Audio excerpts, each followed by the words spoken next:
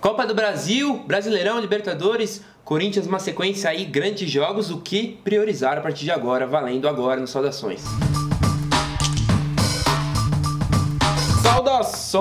Saudações corintianas. E aí, seu Vinícius Souza? E aí, jovem?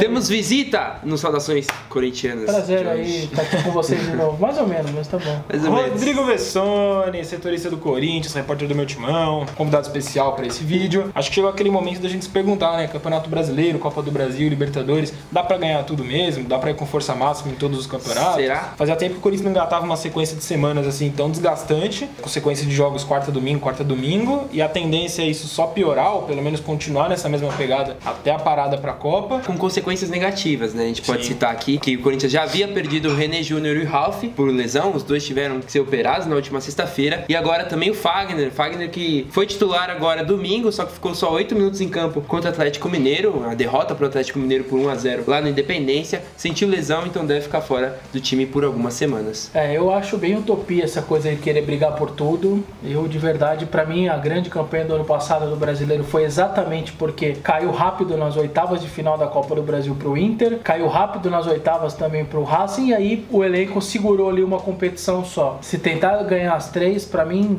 pode correr risco de perder as três. Como o Grêmio, por exemplo, priorizou a Libertadores, foi até o fim dela e deu certo. Mas é risco porque os caras não compram isso?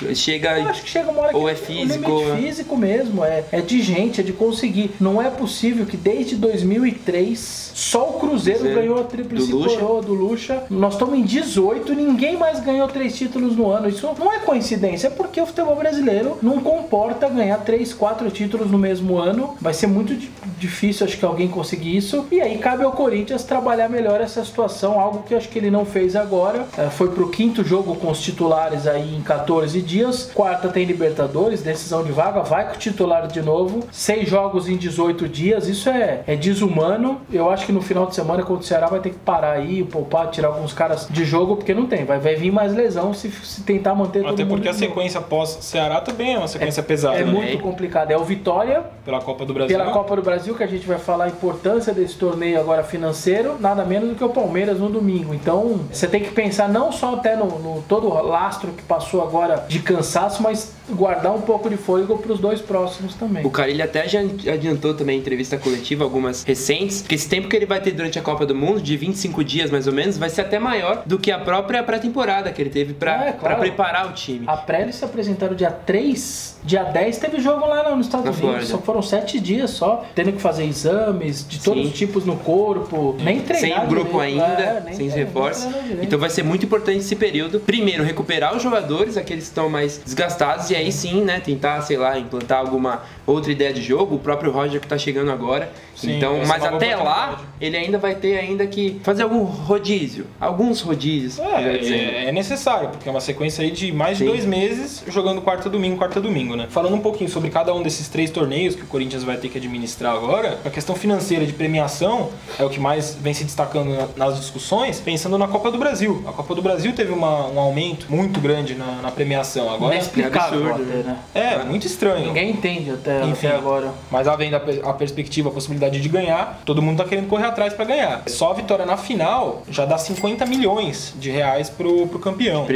De premiação. Pegando as pequenas premiações das fases anteriores, classificação, que vão aumentando, né, conforme a competição vai avançando, o campeão pode chegar lá no fim com uma somatória de 68, 69 milhões. É muita grana, quase 70 milhões de reais. Você pensando que o Corinthians, por exemplo, arrecada cerca de 40 milhões, a gente tava comentando aqui, de bilheteria por temporada líquido, então é uma grana absurda. Ou o Master, que a gente tava citando também aqui, 25 milhões, tá lutando aí pra ter um patrocinador Master, como se tivesse 2 patrocínios, então é muito dinheiro, é por isso que os clubes estão priorizando a Copa do Brasil. Eu jamais imaginei ver isso no futebol brasileiro, mas o Grêmio jogando brasileiro com reserva e Copa do Brasil com Goiás para não correr nenhum risco ali contra o Goiás mesmo de Série B. Então, certamente o Corinthians contra o Vitória vai vir com força máxima, até mais do que contra o Palmeiras, se bobear, viu? E se você for fazer uma comparação, né, de premiação com os outros campeonatos, a Libertadores, que todo mundo tanto fala, tal, é que a Libertadores tem as outras coisas que a gente também vai falar, mas a premiação da Libertadores, é 6 milhões de dólares está definido para esse ano. 6 milhões de dólares, a gente estava fazendo as contas aqui, dá algo na casa de 21 milhões. Tá muito longe desse valor aí da Copa do Brasil, né? O Campeonato Brasileiro tá na mesma casa. O Corinthians ganhou pelo título do ano passado 18 milhões. Deve ter um reajuste esse ano aí, vai bater também na casa dos 20 milhões, provavelmente. Isso a gente lembrando também a situação financeira do Corinthians, que não é lá essas coisas. O Corinthians fechou o ano de 2017 em déficit na casa de 35 milhões de reais. Então seria um dinheiro muito bem-vindo se o Corinthians conseguisse conquistar esse título na Copa do Brasil. Até porque o do Paulista foi 5 milhões. Sim. Então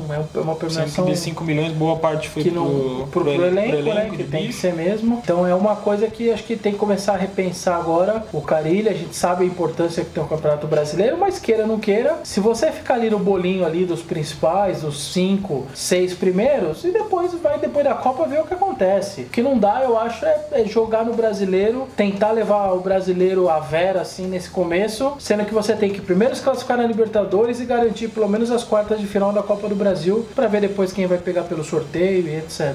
Falando financeiramente, fica até meio simples a discussão se a gente só falar em premiação, né? As outras fontes de dinheiro que a Libertadores dá, questão de direito de imagem, de transmissão, né? De transmissão, da televisão, até a própria bilheteria também, certamente vai beirar os 3 milhões todo o jogo na arena, mesmo não lotando pelos preços altos que eles colocaram. Então agrega muito a imagem do clube na América do Sul também, que jogos são todos transmitidos ao vivo. Queira ou não queira, ainda você vai indo caminhando sempre com aquele sonho de disputar o Mundial de Clubes, que é mais uma exposição, mais dinheiro. O prêmio é uma coisa que você tem que falar, mas também tem muito mais coisas envolvidas aí. Já contextualizando também, semana passada, o Andrés foi lá pro CT Joaquim Grau, entrevista coletiva, ao ser questionado sobre o assunto, disse que se dependesse dele, o cara ele poderia sim priorizar a Copa do Brasil também pela questão financeira e também porque ele acredita que a Libertadores não é mais aquele torneio tão chamativo assim como era um tempo atrás. O Andrés, na verdade, ele já vem há um bom tempo batendo na Conmebol, né? Por questões até ligadas a esse aspecto financeiro, a fatia que os clubes tinham que dar pra Conmebol. O Vessone acho que pode até falar melhor sobre isso aí. Antigamente, há 3 anos mais ou menos, os clubes eram obrigados a dar 10% da renda bruta. Então o Corinthians, que fazia ali quase seus 3 milhões, ele dava 300 mil reais pra Conmebol em todo jogo. E a cota da Conmebol